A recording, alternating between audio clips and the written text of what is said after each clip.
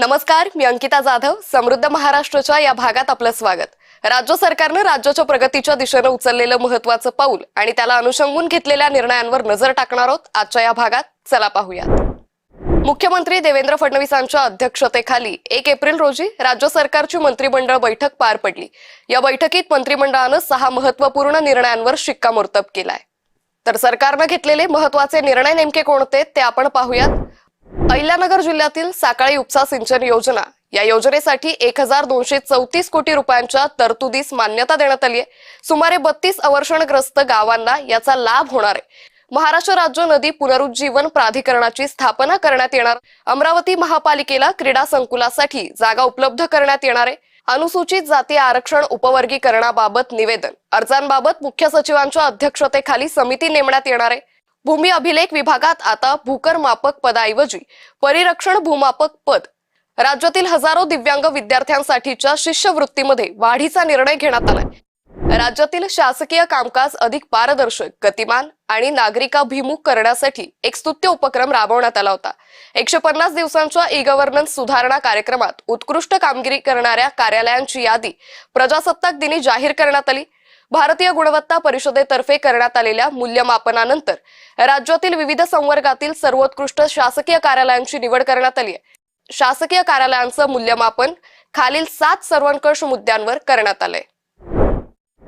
150 दिवसांच्या e governance सुधारणा कार्यक्रमासाठी हे निकष आहेत.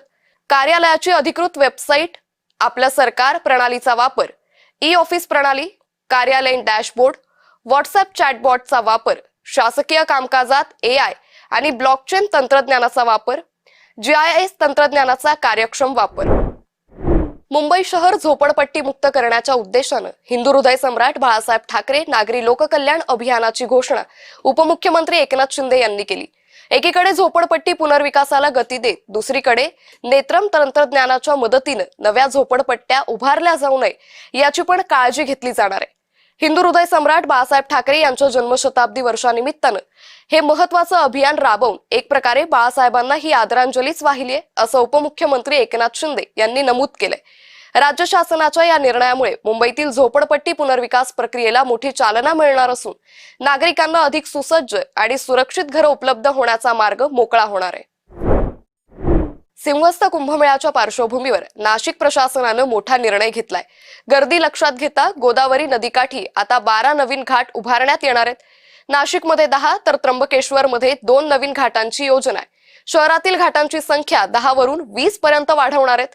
नाशिकमधील घाटांसाठी सुमारे 361.26 कोटींचा खर्च अपेक्षित आहे, तर त्र्यंबकेश्वरमधील घाटांसाठी 146.10 कोटींचा खर्च अपेक्षित आहे. मुख्यमंत्री माझी लाडकी बहीण योजनेअंतर्गत लाभ घेणाऱ्या महिलांसाठी एक आनंददायक बातमी आहे. लाभ घेणाऱ्या महिलांसाठी दिलासादायक निर्णय घेण्यात आला असून ई-KYC दुरुस्तीसाठी 30 एप्रिल 2026 पर्यंत मुदतवाढ देण्यात आली आहे. या योजनेअंतर्गत ई-KYC प्रक्रियेची अंतिम तारीख 31 मार्च 2026 होती.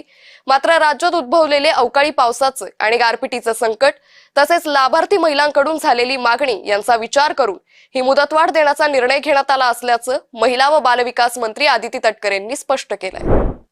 अखिल भारतीय पोलीस क्रीडा नियंत्रक मंडळ आणि आंध्र प्रदेश राज्य पोलीस विकास नियोजन परिषदेनं या वर्षीच्या अखिल भारतीय कर्तव्य मेळाव्याचं आयोजकपद महाराष्ट्राला दिलंय. या 69व्या अखिल भारतीय पोलीस कर्तव्य मेळाव्याचं मुख्यमंत्री देवेंद्र फडणवीसांच्या हस्ते नागपूर इथं उद्घाटन पार पडलं. या मेळाव्यात गुन्हे शोधण्यात व्यावसायिक कौशल्य, न्यायवैद्यक विज्ञान, संगणक प्रणाली आणि श्वान प्रशिक्षण या विषयांवर चर्चा परिसंवाद घेण्यात आले. या मेळाव्याची सुरुवात 1959 मध्ये नागपूरमधूनच झाली होती. सर्व राज्यांनी या कायद्यांची उत्तम अंमलबजावणी सुरू केली असून शासन आणि पोलिसांचं कार्य जनतेची सेवा करणं असल्याचं यातून अधोरेखित होतंय, असं प्रतिपादन मुख्यमंत्री देवेंद्र फडणवीसांनी यावेळी केलं. महाराष्ट्र राज्य मार्ग परिवहन महामंडळाच्या वतीनं प्रवाशांसाठी विविध उपयोगी बदल करण्यात येत आहेत. आता विविध सामाजिक घटकांसाठी प्रवास अधिक सुलभ, पारदर्शक आणि डिजिटल करण्यात येणार आहे. याच दिशेनं पुढचं पाऊल म्हणून रुपे ऑन द गो NCMC सक्षम स्मार्ट कार्ड या योजनेचं लोकार्पण मुख्यमंत्री देवेंद्र फडणवीसांच्या हस्ते मंत्रालयात नुकतंच करण्यात आलं.